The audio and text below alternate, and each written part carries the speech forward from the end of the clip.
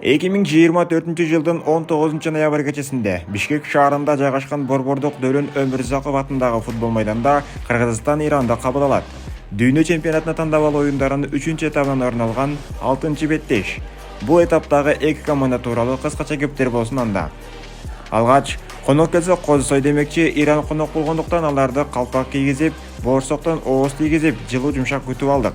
Ошол себептен коноктор тууралуу айталы. Иран алгачкы оюнда үйүндө кыйын кечкен беттеште бизди 1-0 эсебинде жеңди. Ошондой эле экинчи оюнда Бириккен Араб Эмираттарында конокто болуп, аларды дагы ошондой 0-1 эсебинде жеңишти камсыздап 6 упайга ээ болушкан. Үчүнчү оюнда Өзбекстанда болуп, анда эки команда дагы гол жарата албай, бирден упай капчыкка салып, тең чыгууга кол коюшкан. Ал эми 4-чү оюнда өз үйүндө Катарды кашы көзүм дебей 4-1 эсебинде жеңип алды. 5-чи оюн Түндүк Кореяга каршы болду. Анда фарсийлер 2-3 эсебинде араң жеңишти сактап, азыркы учурда тайпанын сап башында 13 упай менен жетекчилик кылып келе жаткан учуру.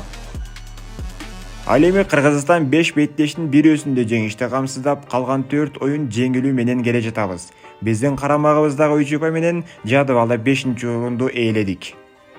Ошондой эле эки команданын өз ара оюндары да жалпы 5 жолу болуп өткөн. Өкүнүчтүүсү бардык беттеште жеңилгенбиз. Ал эми голдор саны боюнча 2-11. Тагыраагы Иран бизге 11 гол киргизсе, биз аларга болгону 2 гол менен жооп бере алганбыз.